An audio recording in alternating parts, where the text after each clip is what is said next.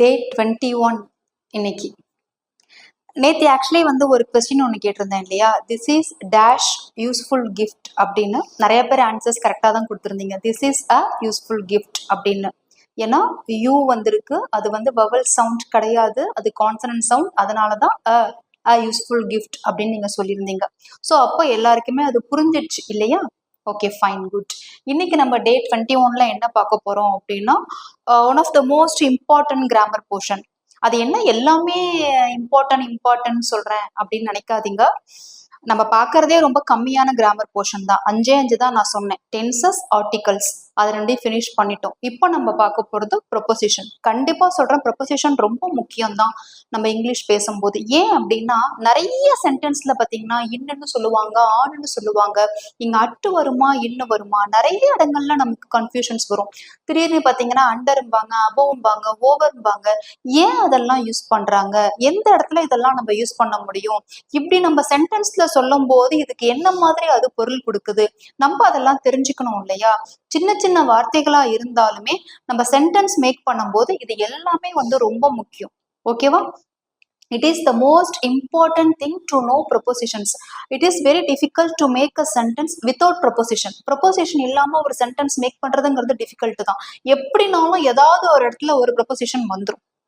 ஓகேவா? இன்னைக்கு நம்ம ப்ரொபோசிஷன் அப்படின்னா என்ன, அதே மாதிரியே பார்த்தீங்கன்னா ஸ்போக்கனுக்கு ரொம்ப அதிகமாக தேவைப்படுற மேக்ஸிமம் ஒரு 20 to 25 ப்ரொபோசிஷன்ஸை மட்டும் நம்ம கான்சென்ட்ரேட் பண்ணி நம்ம டீட்டெயில்டாக கற்றுப்போம். ஓகேவா?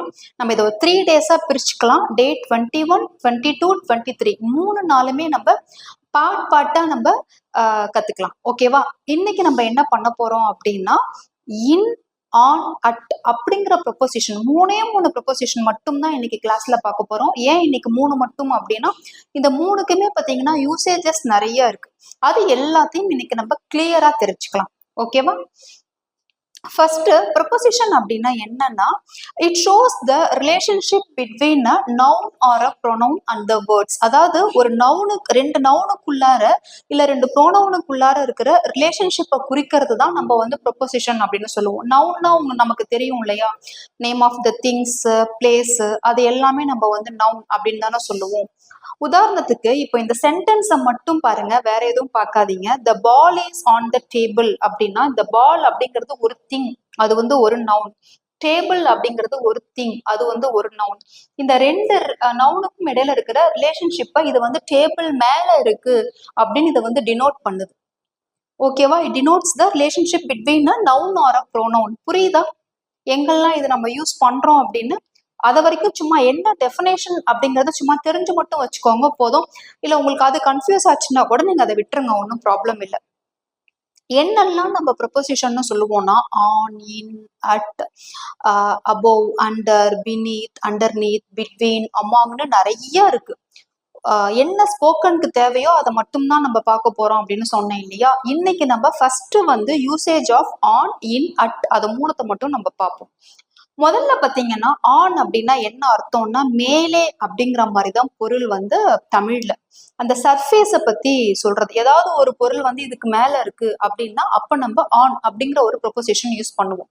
உதாரணத்துக்கு பாருங்க, த ball is on the table. அந்த பால் டேபிள் மேலே இருக்கிறது, அதனாலதான் இந்த இடத்துல ஆன் அப்படின்னு சொல்லியிருக்காங்க.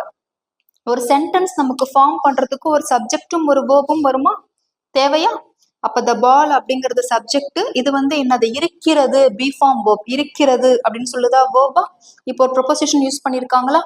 நான் சொன்னேன் இல்லையா, it is difficult to make a sentence without a preposition அப்படின்னு. நிறைய இடங்கள்ல பாத்தீங்கன்னா ப்ரொபோசிஷன் இல்லாம நம்ம ஒரு சென்டென்ஸை மேக் பண்ணவே முடியாது. ஓகேவா? The ball is on the table. அடுத்து பாருங்க, the car key is on the sofa. இந்த கார் கீ சோஃபா மேலே இருக்கிறது. ஒரு சர்ஃபேஸ் மேலே, ஏதோ ஒரு இடத்துல ஒரு மேல இருக்கு அப்படின்னா அங்க நம்ம ஆன் அப்படிங்கிற ப்ரொபோசிஷன் யூஸ் பண்ணலாம். இந்த கார் அப்படிங்கிறது, இந்த கார் கீ அப்படிங்கிறது சப்ஜெக்ட், ஈஸ் அப்படிங்கிறது பி ஃபார்ம் வேர்ப், அடுத்து ஆன் அப்படிங்கிறது இந்த 2 நவுனுக்குமான ரிலேஷன்ஷிப்பை இது டினோட் பண்ணுது. இதான் நான் ஃபர்ஸ்ட் சொன்ன டெஃபினேஷன். ஓகேவா? இந்த car key is on the sofa அப்படின்னா அந்த கார் கீ சோஃபா மேலே இருக்கிறது அப்படின்னு அர்த்தம். அடுத்து பாருங்க, the books are on the table. புத்தகங்கள் ப்ளூரல், அதனாலதான் இந்த இடத்துல ஆர் அப்படிங்கிற பி ஃபார்ம் verb யூஸ் பண்ணியிருக்கோம். சப்ஜெக்ட் பி ஃபார்ம் verb வந்துருச்சா? புத்தகங்கள் மேசை மேலே இருக்கிறது, அது மேல இருக்கு, அதனாலதான் ஆன் அப்படிங்கிற ப்ரொபோசிஷன் யூஸ் பண்ணியிருக்கோம். இது ஒரு usage ஆனுக்கு.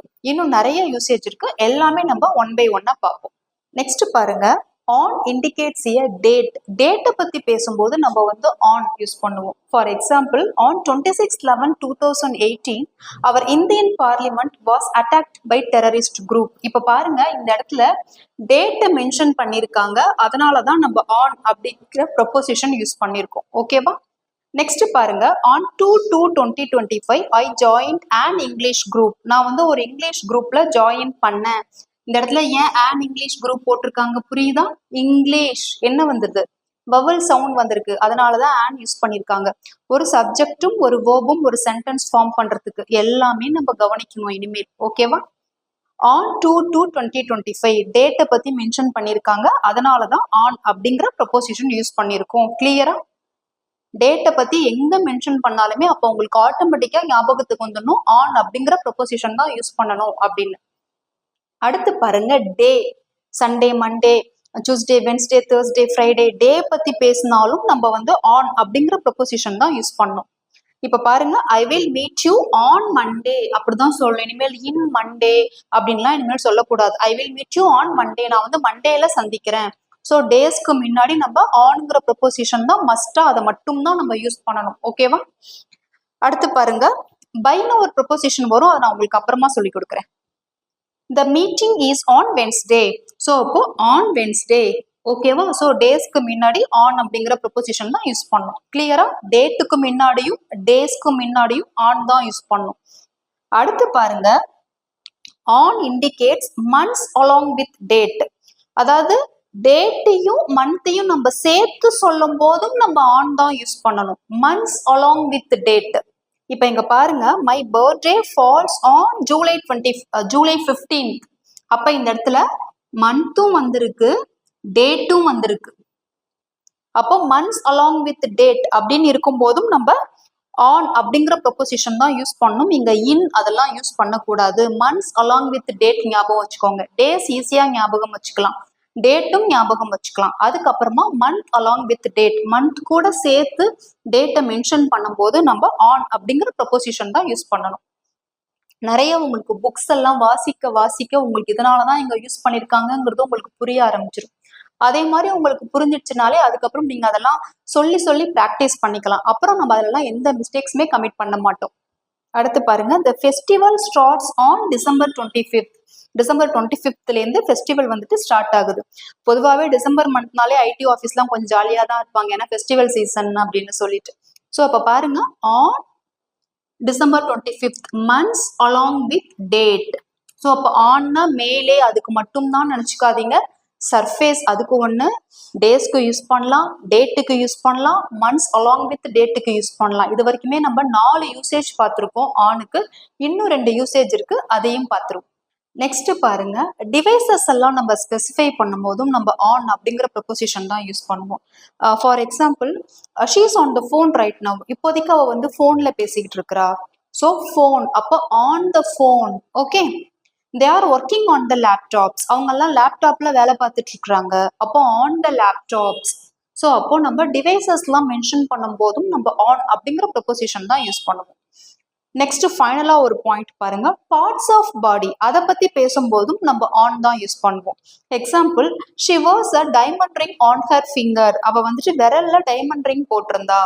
On her finger. The stick hit me on my shoulder. அந்த ஸ்டிக்கு வந்து என் ஷோல்டர் மேல வந்து அடிச்சுது. On my shoulder. ஓகேவா? ஸோ இதே மாதிரி பார்ட்ஸ் ஆஃப் பாடி பத்தி பேசும்போதும் நம்ம ஆன் தான் யூஸ் பண்ணுவோம். ஸோ அப்போ 6 பாயிண்ட்ஸ் பார்த்துருக்கோம். இதெல்லாம் மேக்ஸிமம் நம்ம கவர் பண்ணிட்டாலே நமக்கு ஓரளவு ஐடியா வந்துடும். ஓகே, இதே மாதிரி எல்லாம் வந்ததுன்னா நம்ம ஆன் தான் யூஸ் பண்ணணும் அப்படின்னு. மேலே வந்தா ஆன் அப்படின்னு மட்டும் மைண்ட்ல வச்சுக்காதீங்க. இவ்வளோ திங்ஸ் இருக்கு, ஞாபகம் வச்சுக்கோங்க. ஓகேவா? ஜஸ்ட் இன்னும் ஒரு முறை ரிப்பீட் பண்ணி பார்த்தீங்கன்னா ஈஸியா உங்களுக்கு புரிஞ்சிடும். சர்ஃபேஸ்க்கு யூஸ் பண்றோம், டேஸ்க்கு யூஸ் பண்றோம், டேட்டுக்கு யூஸ் பண்றோம், மந்த் அலாங் வித் டேட்டுக்கு யூஸ் பண்றோம், தென் இதே மாதிரி டிவைசஸ்க்கு யூஸ் பண்றோம், பார்ட்ஸ் ஆஃப் பாடிக்கு யூஸ் பண்றோம். ஓகேவா?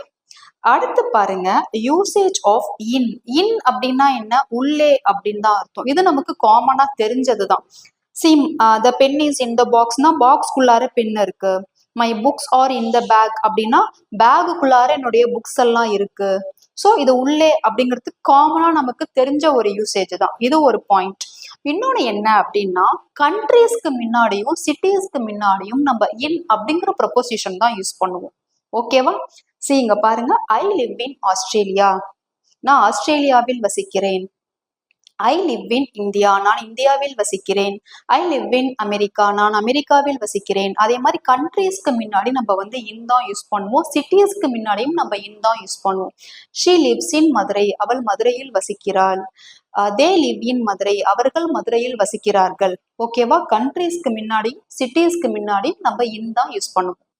நெக்ஸ்ட் பாருங்க, இயர் இண்டிகேட்ஸ் இயர். இயர் பத்தி பேசும்போதும் நம்ம வந்து இன் அப்படிங்கிற ப்ரொபோசிஷன் தான் யூஸ் பண்ணுவோம்.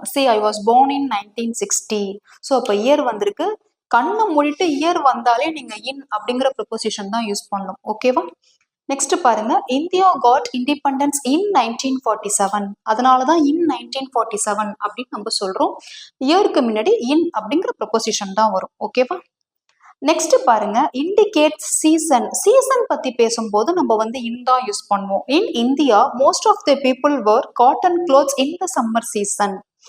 ஸோ இப்போ பாருங்க, இந்த சம்மர் சீசன் பத்தி பேசும்போது தென் அதே மாதிரியே நம்ம டென்சஸ்லாம் நம்ம நடத்தும் போது ஸ்டோரிஸ் எல்லாம் பார்க்கும்போது நான் சொல்லியிருக்கேன், நம்ம வந்து கிராமர் படிச்சுட்டு நம்ம லாங்குவேஜ் கத்துக்கணும், அதை விட லாங்குவேஜ்லேருந்தே நம்ம வந்து கிராமர் பார்த்துக்கணும் அப்படின்னு. அப்போ நம்ம பார்த்துருக்கோம் இல்லையா ஸ்டோரிஸ்லாம், இந்த ஈவினிங், இந்த மார்னிங், இந்த ஆஃப்டர்நூன் தான் சொல்லணும் அப்படின்னு அடிக்கடி சொல்லியிருப்பேன் தெரியுமா? அதே மாதிரியே இந்த மார்னிங், இந்த ஆஃப்டர்நூன், இந்த ஈவினிங் அப்படின்னு தான் நம்ம சொல்லணும். ஸோ நீங்க கண்டிப்பா அதெல்லாம் அந்த ப்ரொபோசிஷன் உங்களுக்கு ஆட்டோமேட்டிக்காவே ஞாபகம் வந்துடணும். சரி, இப்போ பாருங்க, I do exercise in the morning, நான் மார்னிங்ல எக்ஸசைஸ் செய்வேன். ஸோ இப்போ இந்த morning. I usually drink tea in the evening, நான் வந்து ஈவினிங் வந்து டீ குடிப்பேன் யூஸ்வலாகவே. ஸோ அப்போ இந்த மார்னிங், இந்த ஆஃப்டர்நூன், இந்த ஈவினிங் அப்படின்னு தான் சொல்லணும். இதே மாதிரியெல்லாம் வரும்போது இன் தான் யூஸ் பண்ணணும்னு உங்கள் மைண்டுக்கு வந்துடணும்.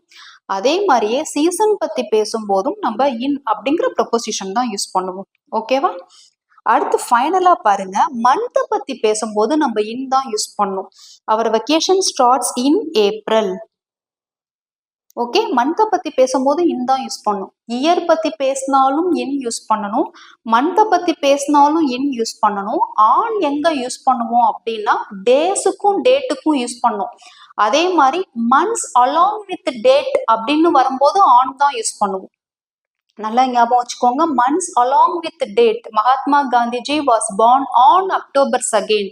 அப்போ அக்டோபர் அப்படிங்கிற மந்த்தும் வந்திருக்கு, செகண்ட் அப்படிங்கிற டேட்டும் வந்திருக்கு. மந்த்ஸ் அலாங் வித் டேட்னா ஆன் யூஸ் பண்ணும்.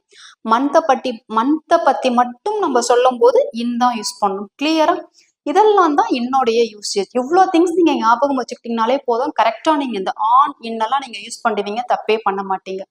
அடுத்து ஜஸ்ட் அட், அதோடைய யூசேஜ் மட்டும் எது அப்படின்னு என்னென்ன அப்படின்னு பார்த்துட்டு இன்னைக்கு நம்ம ஸ்டாப் பண்ணிப்போம். நாளைக்கு நம்ம சம் செட் ஆஃப் ப்ரொபோசிஷன்ஸ் பார்ப்போம். நெக்ஸ்ட் பாருங்க, யூசேஜ் ஆஃப் அட். அட் நம்ம ஜென்ரலாகவே எங்கே நம்ம யூஸ் பண்ணுவோம் அப்படின்னா ஸ்பெசிஃபிக்காக ஒரு டயத்தை வந்து எக்ஸாக்டாக மென்ஷன் பண்ணும்போது நம்ம அட்டு யூஸ் பண்ணுவோம். இப்போ பாருங்க, he will come at 9 o'clock. அவர் வந்து 9 o'clock வருவார். ஸோ அப்போ அட் 9 o'clock. ஓகே, அடுத்து பாருங்க, the meeting will start at 10 o'clock. Meeting வந்து 10 மணிக்கு ஸ்டார்ட் ஆகும். அதே மாதிரி ஸ்பெசிஃபிக்காக நம்ம டயத்தை டினோட் பண்ணும்போது நம்ம வந்து அட்டு யூஸ் பண்ணுவோம். இது வந்து one of the most common usage of at. அதுக்கப்புறமா அட் நம்ம எங்க யூஸ் பண்ணுவோம் அப்படின்னா அட் இண்டிகேட் பிளேசஸ்க்கு. ஃபார் எக்ஸாம்பிள் பாருங்க, இதுல தான் சில பேருக்கு கொஞ்சம் கன்ஃபியூஷன்ஸ் வரும். She is at the shopping mall அப்படின்னா அவ வந்து ஷாப்பிங் மால் கிட்ட இருக்கிறா அப்படின்னு அர்த்தம். ஏன் மேம் ஷீ இஸ் இந்த ஷாப்பிங் மால்னு சொல்லலாமே அப்படின்னு கூட கேட்கலாம். நல்லா தெரிஞ்சுக்கோங்க, அந்த லொக்கேஷனை பத்தி பேசும்போது தான் நம்ம வந்து அட்டு யூஸ் பண்ணுவோம். She is in the shopping mall அப்படின்னாலுமே அது கரெக்ட் தான். ஆனா அதோடைய மீனிங் என்னன்னா அவங்க வந்து ஷாப்பிங் மால் உள்ளார இருக்காங்க அப்படின்னு அர்த்தம். அந்த ஷாப்பிங் மாலுக்கு உள்ளாரே இருக்காங்கன்னு அர்த்தம். She is at the shopping mall அப்படின்னா அவங்க அந்த ஷாப்பிங் மால் அப்படிங்கிற லொகேஷனுக்குள்ளார இருக்காங்க. அவங்க அந்த ஷாப்பிங் மாலுக்கு வெளில கூட அவங்க நின்றுட்டு இருக்கலாம். Hey I am at the shopping மால்பா, வேர் ஆர் யூ அப்படின்னு நீங்க உங்க ஃப்ரெண்டு கிட்ட கேக்குறீங்க. நான் ஷாப்பிங் மால் கிட்ட நின்றுகிட்டு இருக்கேன், தட் மீன்ஸ் அதுக்கு வெளில நீங்க நின்றுட்டு இருக்கிறீங்க. நீ எங்க இருக்கிற அப்படின்னு நீங்க உங்க ஃப்ரெண்டு கிட்ட கேக்குறீங்க. புரியுதா? அந்த லொகேஷனுக்கும் she is in the shopping mall அப்படின்னா அந்த பில்டிங் குள்ளாரே அவங்க இருக்காங்க அப்படின்னு அர்த்தம். அது ரெண்டுத்துக்கான டிஃபரன்ஸ் உங்களுக்கு புரிஞ்சுக்க முடியுதா? நெக்ஸ்ட் பாருங்க, ஐ saw her at the park. இப்ப என்ன அர்த்தம்? நான் பார்க்கு கிட்ட அவளை பார்த்தேன். ஐ saw her at the park. நான் பார்க்கு கிட்ட அவளை பார்த்தேன் அப்படின்னு அர்த்தம். ஸோ அந்த லொகேஷனை மென்ஷன் பண்றதுக்காக தான் நாம வந்து அட் யூஸ் பண்றோம். ஓகேவா? அந்த லொகேஷன் கிட்ட அது கிட்ட அவங்க இருக்காங்க அப்படின்னு நம்ம அதை சொல்றோம். புரியுதா? நெக்ஸ்ட் பாருங்க, at indicates and activity R incident. ஒரு ஆக்டிவிட்டி பத்தி நம்ம சொல்லும் போது அட் யூஸ் பண்ணலாம். ஒரு இன்சிடென்ட் பத்தி பேசும்போதும். உதாரணத்துக்கு பாத்தீங்கன்னா, he laughed at me when I fell down. நான் விழுந்தப்ப அவன் என்னை பார்த்து சிரிச்சான். அப்ப ஏதோ ஒரு இன்சிடென்ட். ஸோ அதுக்காக தான் he laughed at me, என்ன பார்த்து. அதுக்கு தான் இந்த இடத்துல நம்ம அட் யூஸ் பண்ணியிருக்கோம். நிறைய உங்களுக்கு ரீட் பண்ண லிசன் பண்ண ஆட்டோமேட்டிக்கா உங்களுக்கு ப்ரொபோசிஷன்ஸ் எல்லாம் வரும். கொஞ்சம் நீங்க ரீடிங் லிசனிங் ஹேபிட்டையும் கொஞ்சம் நீங்க டெவலப் பண்ணிக்கணும். நெக்ஸ்ட் பாருங்க, ஸ்டோரி டெல்லிங்லயே நிறைய ஸ்டோரியை படிக்கும் போதே நீங்க இதே மாதிரி நிறைய ப்ரொபோசிஷன்ஸ் எல்லாம் பார்ப்பீங்க. She is good at mathematics. அவ வந்து மேக்ஸ் நல்லா பண்ணுவா. She is good at English. She is good at Tamil அப்படின்னு தான் நம்ம இதை சொல்லணும். என்னன்னா அவங்க வந்து இதெல்லாம் அவங்களோட எந்த விஷயத்துல அவங்க நல்லா இருப்பாங்க அப்படிங்கிறத பத்தி குறிக்கிறது தானே. ஸோ அதே மாதிரியெல்லாம் சொல்லும் போது இவ மேக்ஸ் நல்லா பண்ணுவா, இவ தமிழ் நல்லா பண்ணுவா, இவ இங்கிலீஷ் நல்லா பண்ணுவா அப்படின்னா அதை நீங்க டினோட் பண்ணும்போது அட் அப்படிங்கிற ப்ரொபோசிஷனே இனிமேல் யூஸ் பண்ணி பழகுங்க. ஓகேவா? She is good at mathematics, she is good at Tamil, she is good at science அப்படின்னே நீங்க சொல்லி பழகுங்க. இப்போ ஓரளவு ஐடியா இருக்கா நம்ம ப்ரொபோசிஷன்ஸ் ஆன், இன், அட் அதெல்லாம் எங்கெல்லாம் யூஸ் பண்ணுவோம் அப்படின்னு? இந்த அளவுக்கு நீங்க இந்த பாயிண்ட்ஸ் எல்லாம் ஞாபகம் வச்சுட்டு ப்ராப்பரா யூஸ் பண்ணீங்கன்னாலே மேஜரான மிஸ்டேக்ஸை நம்ம அவாய்ட் பண்ணிக்கலாம். இன்னைக்கு இது போதும். நாளைக்கு நம்ம சம் செட் ஆஃப் ப்ரொபோசிஷன்ஸ் நம்ம திருப்பி பார்ப்போம். ஓகேவா? வழக்கம் போலதான் இதெல்லாம் ப்ரொபோசிஷன்ஸ் தானே அப்படின்லாம் நினைக்காதீங்க. ரொம்ப இம்பார்ட்டன்ட். நான் அகெயின் சொல்றேன், it is very difficult to make a sentence without preposition. அது இல்லாமலாம் நம்ம ஒரு சென்டென்ஸை ஃபார்ம் பண்ணவே முடியாது. இதையும் நம்ம நீட்டா டீடைல்டா ஏன் எங்க எதுக்கு அப்படிங்கிறது தெரிஞ்சுக்கிட்டோம்னா நம்ம ப்ராப்பரா யூஸ் பண்ணலாம். நம்ம ஃப்ளூயன்சில எந்த விதமான கிராமட்டிக்கல் மிஸ்டேக்ஸுமே இருக்காது. நம்ம அழகா பேசலாம். ஓகேவா? வழக்கம் போலதான் ரொம்ப இம்பார்ட்டன்டான பிளேலிஸ்ட் உங்க ஃப்ரெண்ட்ஸ் சர்க்கிளுக்கெல்லாம் ஷேர் பண்ணுங்க. We will meet tomorrow.